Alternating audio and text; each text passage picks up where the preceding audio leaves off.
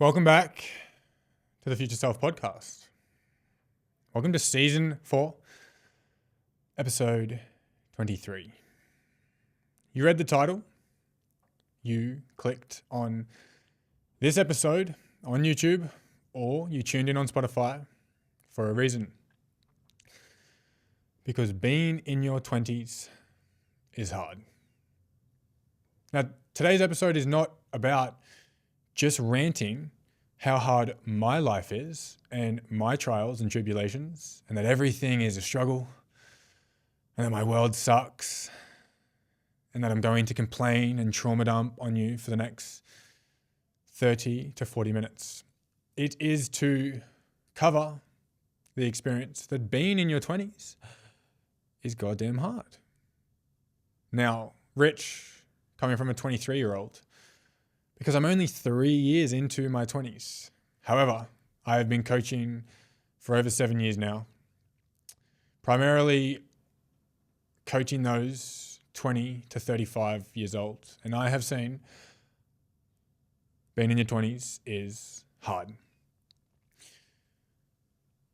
The way I want to break down today's episode, I'm going to explain a few of my experiences so far, my 3 years into being in my 20s at 23 years old. I want to give some inspiration of those who didn't succeed anywhere near as young as 20. I'm going to give a little bit of motive, and then I am going to share some insights from you guys who left responses in my Instagram question box about what was hard of the experience of being in your 20s for them. Being in your 20s is tricky because this is a time where you are in the grey chapter. You are leaving your teens, but you're not yet a fully developed adult. It's where life feels more serious and you have to put into motion changes and choices. There are those that are working hard on returns and had been working hard for returns since their teens that make you feel guilty. And there are those that still yet haven't found their stride and haven't done too much and have just been experiencing life in the moment. No one likes being in the grey. It is so damn difficult. We as humans, we love answers, and I am so guilty of that myself. I am a recovering black and white thinker, and very chronically so, through the lenses of it's either this or that. I need an answer. It can't be up in the air. It has to be one or the other. Day or night, white or black, A or B. However, what I've realized, being in your 20s is a whole lot of grey. Now, I'm sure you can understand grey is a mix of black and white. It's the float in the middle. There's not a whole lot of answers.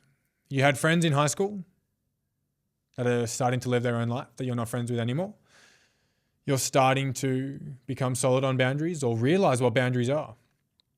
You've gone through relationships. You maybe haven't yet been in a relationship. You're starting a job, but it's not yet your career. Maybe you're in your career, but it doesn't feel like it's something you want to do lifelong. You have those getting married and you have others that aren't. Some already have kids and you might not. You see some individuals buying houses and yet you still live at home. Some are thriving and you might be struggling. Some have solid goals and solid thought processes and you might not. Now, you don't need my permission, but I would like to come on today to say that is okay. You're allowed to live in the grey whilst being in your 20s. You're allowed to not know where you're going, what your purpose is, why you're doing this, why you're here on earth. If this is right, if this is wrong, it's all okay. One of my biggest struggles about being in my 20s so far is realizing that the way your parents live life and think, and elders and grandparents that you used to take at face value. The way they are is the way the world works. The politics that they believe in are the ones you go for. The football team that they support is the one you support. The sports they like are the ones you like. The way they talk about their friends is the way you talk about your friends. They are the pinnacle. They're your parent. They are this godlike figure in your early life as a child, an infant, and a lot of your teens, until we start to rebel in our teens and we become our own person. So for me, it was tricky because I started to lose the innocence that the way my parents think isn't the way the world works. Now, that doesn't mean it's good or bad. It just means that I am my own being. I can form my own opinions. I can make my own choices. I can think my own thoughts. But with that, it's tricky because for the first 18 years of your life, like the tutorial to any video game, it's easy. And it shows you exactly what to do and how to do things. For the most part, there are definitely some humans, and I know of them, that have had to act as an adult since they were 10 years old. And my heart goes out to those individuals because I can't imagine what it's like to parent your parent when you're supposed to be the child. That being said, for the masses, you play this tutorial and then you are ready to go off on your own. But what you don't realize is during the tutorial, you was taught exactly what to do and how to do it. Yet critically thinking and practical application is what you actually need to do out in the big wide world. The skills that you learnt, you don't take at face value. You apply those as a dynamic. So let's dive into some other aspects I thought are the pinnacle moments of experience and troubles in my 20s. Learning humans often want what's best for them and not what's best for you. That was a tough one. As a kid, you think everyone has good intentions for you. They want you to succeed. But as you grow older, you realize often individuals want what's best for them, not what is best for you. Losing innocence around that is not easy because you see the lens through an innocent perspective, through a positive lens. Humans are inherently good. They want good things for me. And now I'm realizing the ones that push me to do what I don't want to do, force me to drink and take drugs, tell me to take the shitty job, to talk to that partner, to go back to my ex, to not go to the gym, to skip on my health. They don't want what's best for me. They want what's best for them. Because if they convince you to not go exercise, they don't feel shitty for not doing it themselves.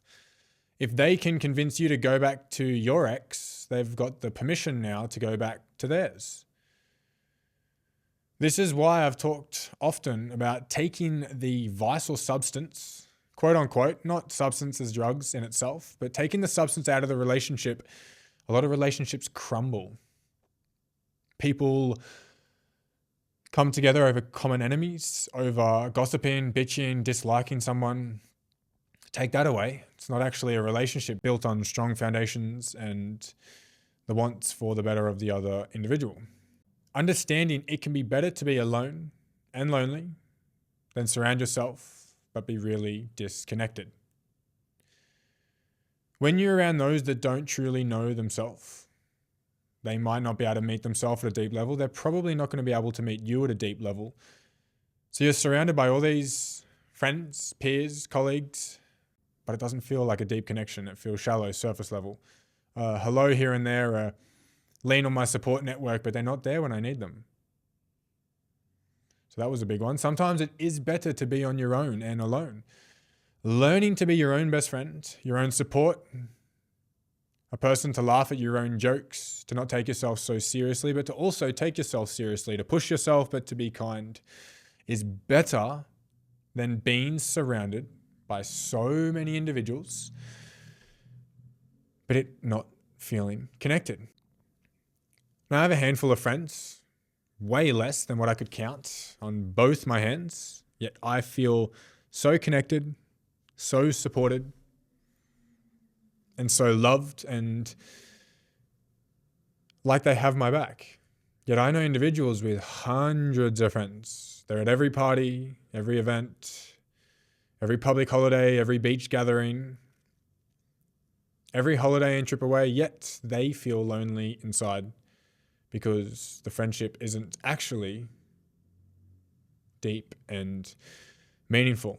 So this is why I feel like, and this was a huge lesson for me, sometimes being on your own can be better than being surrounded by so many but feeling disconnected. The next one, stepping back to step forward, is best done with the low risk in my life right now. No one likes to step back, ever and at all. But often to step forwards, you need to step back. You might be out of home in a job you hate, so you're about to go to uni, or you want to study, or you want to start a new career, but it's a step back. You have to move back home, live with the parents. You have to go from an independent individual home into a house with roommates. So if you're living at a 7, stepping back to a 4 or 5 is tough, but that means you might be able to get to a 9 or a 10. Now, what I've learned is, in hindsight, the good old days are right now. The low risk days are right now. I remember being in high school. I was such a perfectionist. I was so scared to do the wrong thing because it was my life at that point in time. It felt like the most important thing ever. Yet looking back, I wish I was a little bit more silly, messed around a little bit more, had a little bit more fun. Because in hindsight, school means nothing to the big wide world. And although my life feels so serious now, I have bills, employees, I have businesses. By that, I only mean 2. I have responsibility, people to look after, friends to show up for. However, although it feels so serious now, I know I will look back when I'm 30 with a wife and kids, maybe another mortgage, and even more risk in the business, and go, why did I not take more risk now? The years of 20 to 30, I feel like personally, are the years to take the most risk because it is the least risk there is in your life. It doesn't feel like it at this point in time, but what do you have to lose? Maybe an apartment you're renting, maybe a car you just bought, maybe a friendship, maybe a location, and that's it. Not kids, not legal bindings, not a partner, not financial tie-ups, not investments. That comes later. So this was a big one for me to learn. Stepping back to step forward is best done in your 20s because life is at its lowest risk. The next one for me, comfort is a killer, and it starts right now. Those that don't change often don't change, starting right now. The 70-year-old alcoholic at the pub you see was a kid in their 20s that never broke the cycle. The individual that's hooked on drugs was the party drug taker that never broke the cycle. The overweight individual now doesn't like their body or their lifestyle and is very unhealthy. It started now. The lack of skill around managing your finances, showing up for yourself, building self-respect, having a routine, able to manage and juggle multiple things, being able to show up for others but also yourself, having boundaries. They start now. Yet the comfort and those that maybe aren't thriving in the later years of their life all had that come from early years in their life. So yes, it's harmless right now if you're going to change it. If you're not going to change it, it's not harmless right now. And it's very dangerous to say, oh, it's just a period in time, I'll stop it next year. Because next year becomes the year after and the year after that.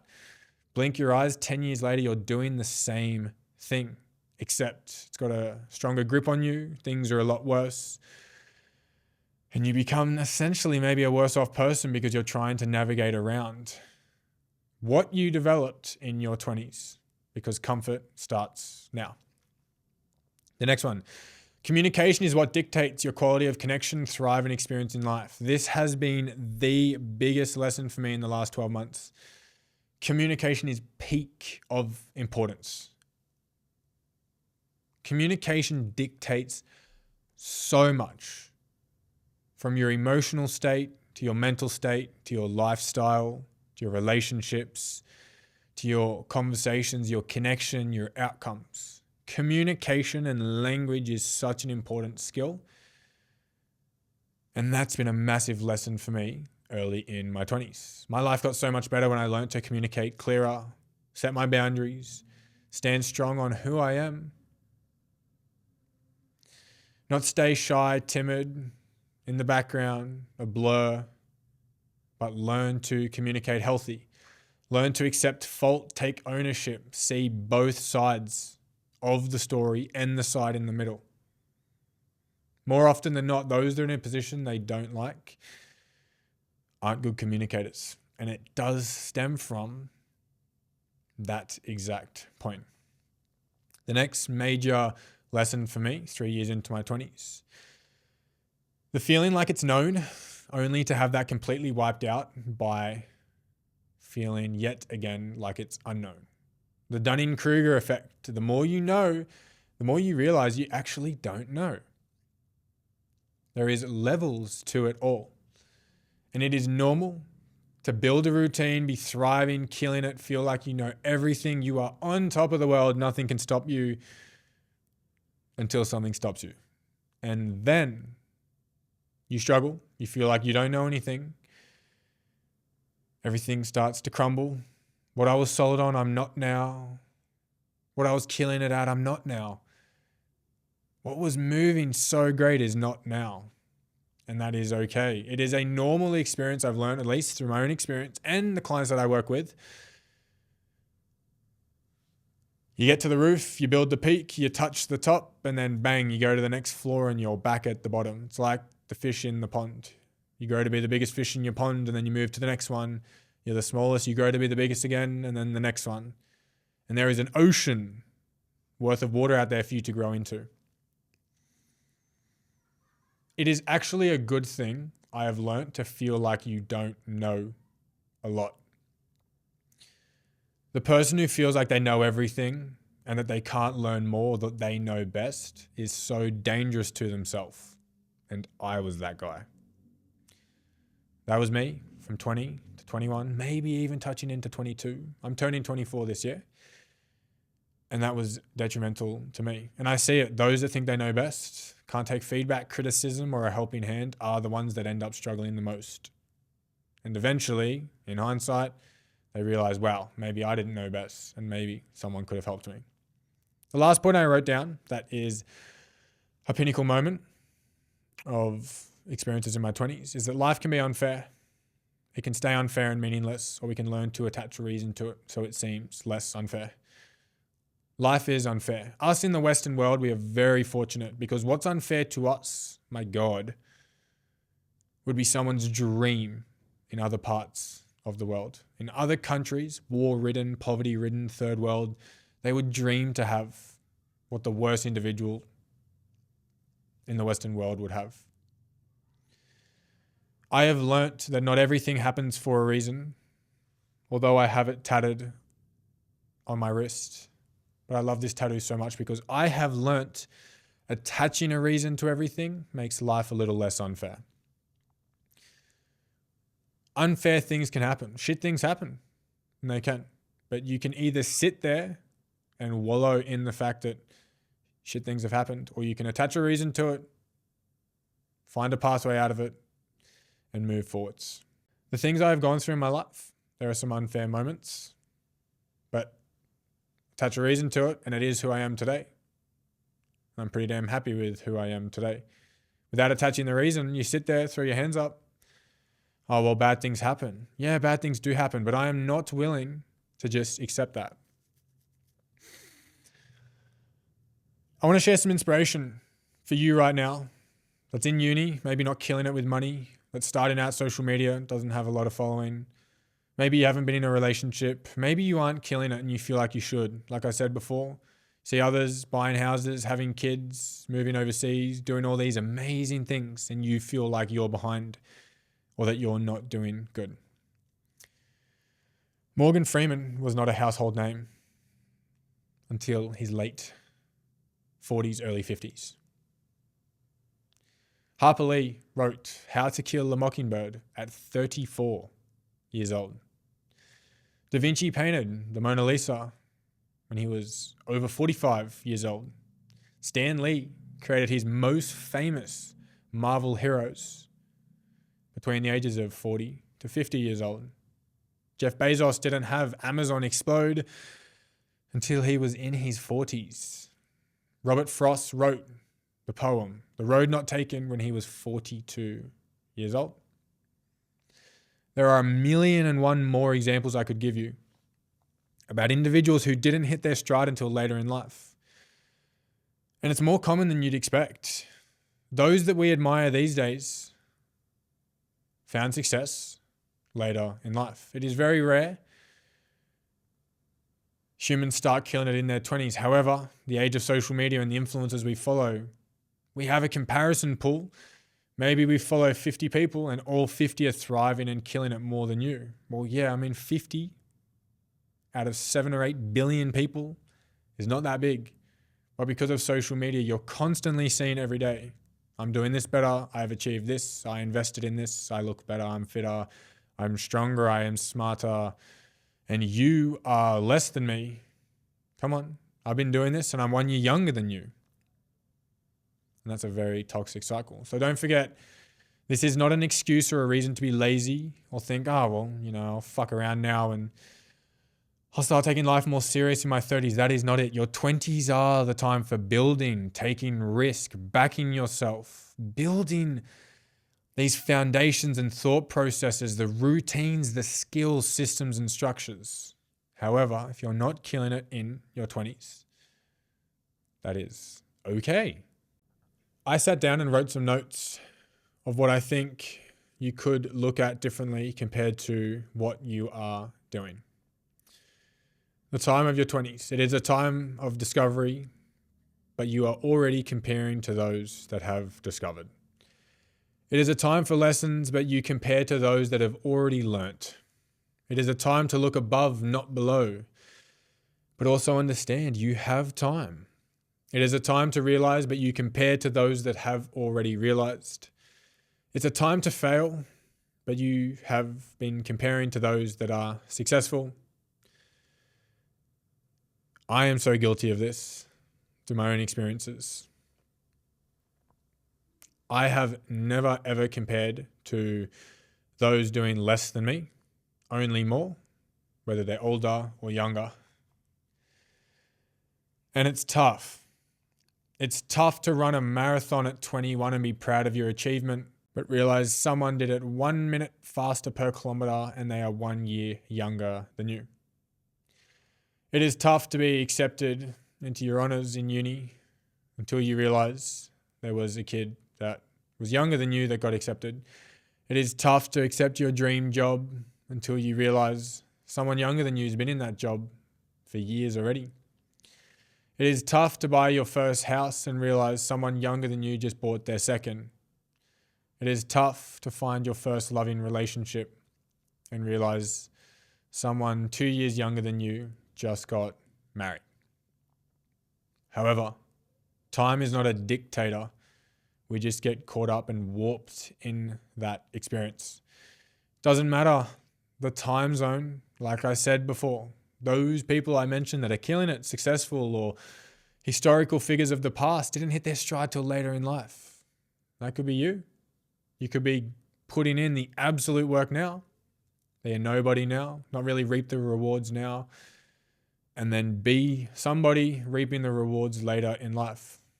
Now, the only experience that's popping into my mind right now with my own self is I stopped going out, became a homebody, boring, worked on the public holidays, worked through the holidays because I wanted to thrive later in life. I know it's a bit weird to be saying that because I'm only 23 and very young, but we're talking between the ages of 19, 20, 21, and 22. He put in the work, so at 23 and 24, I could live overseas, run a business, be living out my dream. So it is okay to be putting in, or not only is it okay, it's crucial. It's critical to be putting in the work now so your later version can thrive, because the time passes anyway, and your later version is going to be a person that lives on this earth. You will meet that individual because you will be that individual eventually. So what you're doing now impacts them. Don't think about the 20-year-old that's driving the Lambo, that has the Rolex, that has the this, and this, and then put yourself into debt or overarch your expenses. Put yourself in a really bad position to seem like you're killing it now when you're not, only to then be met with the later version of you suffering the ramifications of the younger version of you because you didn't put in the work. I put out a Instagram story asking individuals that are 30 or above, what was the hardest thing about being in your 20s? So I'm just going to read you some of these points. Changing from seeing friends every day at school to realizing as an adult who actually was your friend. Another person wrote, also being automatically expected to know everything and understand the way the world works. That's a very true point from a young kid. Like I said, you're playing the tutorial until you're in the game, the big wide world. You're expected to understand it.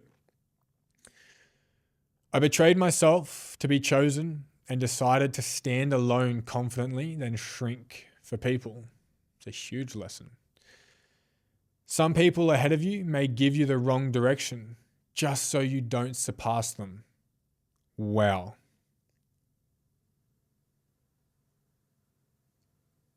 That is a massive point just made. Some people that are ahead of you may give you the wrong direction just so you don't surpass them. You hear the cliche quote, those that are above you won't ever judge you. That's not true. It's not true. There are those that are above you that could lead you astray, so they always stay above you. Another one, the pressure to conform to a traditional timeline, buying a house, marriage, and kids within the ages of 20 to 30. You're not even 1/3 of your life yet, and there is this felt pressure to follow and achieve a massive timeline. The most important lesson I learned, be yourself. Not everyone will like you, and that is okay. Such a beautiful reflection in hindsight, but that is so tough to be experiencing. Being liked is something we all want to be. So learning to be yourself and maybe not being liked for that in your 20s is tough. Let my father gone forever, and I wasn't beside him. Also got deep heartbreak at the same time. By gone forever, I mean passed away and letting go. It's a tough experience in your 20s. Losing a parent and being heartbroken. Being heartbroken in your 20s, from what I've experienced and seen, especially my own self, it's pretty common. Another one, pressure of society dictating the timing of milestones you should be hitting as an adult. It's a common theme. Intimate relationships, knowing who actually is the one to be with long term. That is a tough thing to work out. Another one, becoming a mum and wanting to be the best mum ever. Easily impressionable by society/social media and peer groups. We are quite malleable and manipulated, or able to be manipulated in our 20s. And that is a huge reflection to have now in your 30s. How easy you can be pulled left and right, rubber-armed into doing what you're not wanting to do. How vulnerable we are when we're intaking news and media. Another one here, heartbreak. Experienced a quarter-life crisis. It's so damn bad. Trying so hard to get out of it. A long-winded one. Knowing other people in their 20s, already having partners, families, married, careers, chosen, and I was still finding my path, questioning why that hasn't happened for me yet. The pressure of meant to have it now and all figured out when I didn't yet. But now, being 31, it all makes sense. I couldn't be happier. I found my groove, found my career, and the rest will follow. I have no doubt. Well, this ties in with that expectation of having it all figured out in your 20s. but you have your whole life ahead of you. Another long one, a couple listed in here that this individual experienced that were tough or milestones within their 20s. Navigating solo travel, feelings and emotions, leaving friendships behind that you thought would last a lifetime, making a decision that will forever change your life at 22, feeling conflicted to choose family and friends over the life you dream to live, moving countries, becoming a mum without your comfort and support network, struggling with a lot to do, staying in a foreign environment. It was the first time I chose me over anyone, but the guilt is still attached as the decision so right for me, also still accompanied by guilt 14 years later from moving countries. Being in a relationship in your early 20s, so then you can be engaged and have kids by your late 20s, thinking about saving for a house, but also travel and study at the same time, setting yourself up for a career that will pay well. It's not until you get closer to your 30s that you realize that it's not that deep and you can make all your rules up. I love that so much. So the common themes of those that are out of their 20s is that you have time, you're supposed to struggle, there's pressure to feel like you need to have it all figured out, and yet you don't. Those that have been through their 20s and in their 30s now are giving you the hindsight knowledge. It's okay, relax, it'll make sense. Do what works best for you, not what is best for others. Live your life. Don't live the life of the traditional sense. Don't feel the pressure by the person 1 year younger than you that's achieved one thing over you. You are here to write your own journey and your own story. The common themes of being in your 20s is that we feel like all of what those 30 and older are saying, we don't have to stress about. We are stressing about. We are troubled by. We feel friction and we feel like we should. Now, like I said, I'm only 23. I'm not here giving permission or telling you how to live your life. But for anyone who feels like they are behind or that they are struggling, that they're not where they're supposed to be, that there's a pathway they should be on, but it's not the pathway they want to be on, it doesn't have to be that way. Now, this episode maybe altered your whole perception, was just a explanation of things you already know, was maybe a whole insight to new, maybe it was nothing new at all. Though I thought it was important to express this episode because social media pushes so much that we should be ahead of where we already are, and that there's someone younger doing more than we have. And that just doesn't mean anything. And it's not the way you have to live your life. Now, I'm not going to be that individual to say, here's your permission, because like I said, I'm young myself. I'm not here to give you permission. I'm here to share an understanding that I get it. I live it. Trust me, I'm going through it. I've got 7 more years of going through it until I'm in my 30s. But everyone that's out of their 20s now is telling us, relax. It'll work out. It will make sense. You're on the right path. If you don't feel like you're on the right path, you can take risks. You need to take risks. This is the point in your life that is the lowest risk to take a risk. That is episode 23 of the Future Self podcast. If you tuned in on Spotify, you know the love is there so much. And if you tuned in on YouTube, I am so beyond grateful for you doing so. If there was a part of this episode that surprised you, you related with, or really connected to the words I was saying, timestamp it down below. I would love to know what that was for you. And if you do share this episode to a friend or on your social media, please tag me or message me. Because if you are sharing the mission of the Future Self podcast like I am, I want to know. And I would love to say my thanks. I will see you in the next one.